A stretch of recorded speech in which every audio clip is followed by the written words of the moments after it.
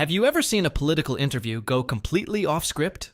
Because that's exactly what happened here. Before we dive into the full story, comment where you're watching from, and don't forget to like and subscribe so you don't miss the next one. In this clip, NewsNation host Katie Pavlich appears ready to put Brian Tyler Cohen on the spot with a classic gotcha-style question. But instead of backing down, Cohen fires back with a statistic that instantly changes the entire conversation. What starts as an attempted ambush quickly turns into a tense exchange, and once the facts hit the table, the interview takes a very different direction. Let's watch the clip and then break down exactly what happened.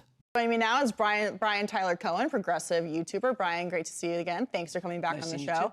Thanks for having me. Do you think that the dancing is really a productive way to get reforms of ICE that the left is calling for?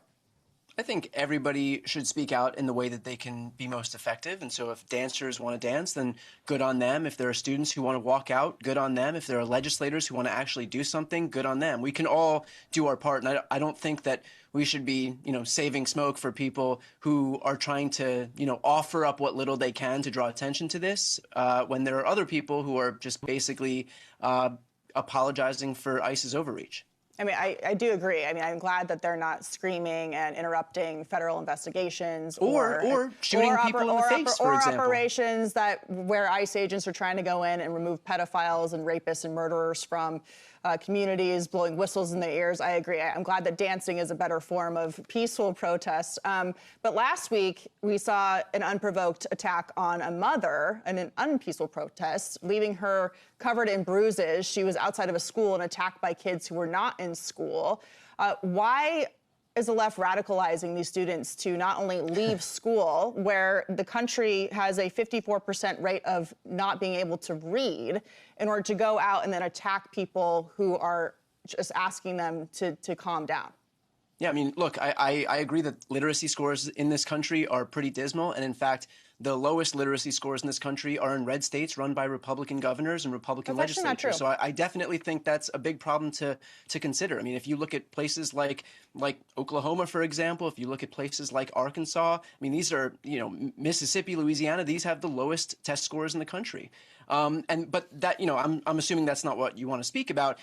I'd be happy to talk about Mississippi. It's actually much better than the majority of the blue states in this country in terms of education. It's actually a great story about education, but that's not about ICE, which is what we're talking about now. Yeah, that's fine. I don't think you really want to have an argument about the test scores in red states versus blue states. But I'd be happy to have you back to have that conversation. But I don't think kids should be leaving school to go and protest ICE when they can't read, write, or do arithmetic.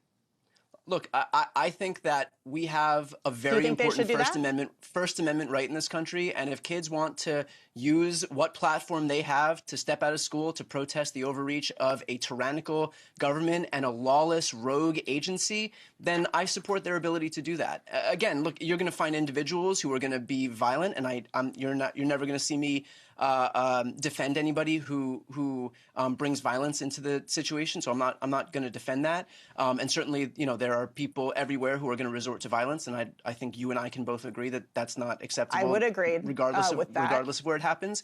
Yeah. But if in terms of kids walking out of school, I'm completely I think civics in this country is obviously very important, and if kids are going to be paying attention to politics, paying attention to what's happening in their country, I think that more power to them if they can walk out. I think if athletes at the Olympics have something to say and use that platform, more power to them. The more people that can speak up. I mean, I am not of this mind that had gained a lot of traction in Republican circles where athletes are just supposed to shut up and dribble. We have a long, proud history in this country of people like athletes, for example, standing up at the Olympics, going back decades and decades and decades. Yeah, well, it's good that they live in a country where they have those rights. That is true. It's good they live in a country where they have those rights. And I think one of the most important rights is not to succumb to a tyrannical government. And in fact, that's something that you've been saying for years and years and years. I'm looking at a tweet from 2013. Anybody who believes the United States can never be a tyrannical state has their heads in the sand. So that issue used to be important to you, and yet now you have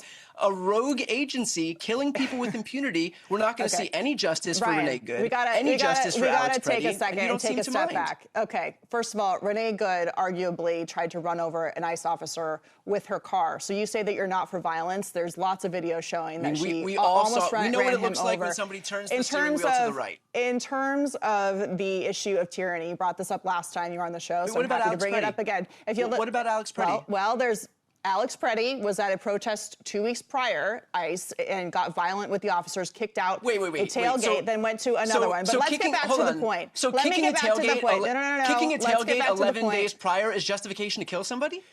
Okay, there's an ongoing investigation. The point is, but there isn't, because DHS if law enforcement would have done its job by arresting him and enforcing the law, he wouldn't have been at the second protest where he was trying to get in the middle of a federal investigation, which is a bad idea. He was holding his camera and he was approached by ICE. Not to mention that officials, including the lieutenant governor in Minnesota, were telling people to go out and put their bodies on the line, to commit felonies by getting in the middle of federal investigations, which is a terrible idea. By ICE agents. We all saw the video of Alex Preddy being approached by ICE agents. We also saw the video of him weeks prior agitating and getting violent with ICE agents, which you just said that you're against violence.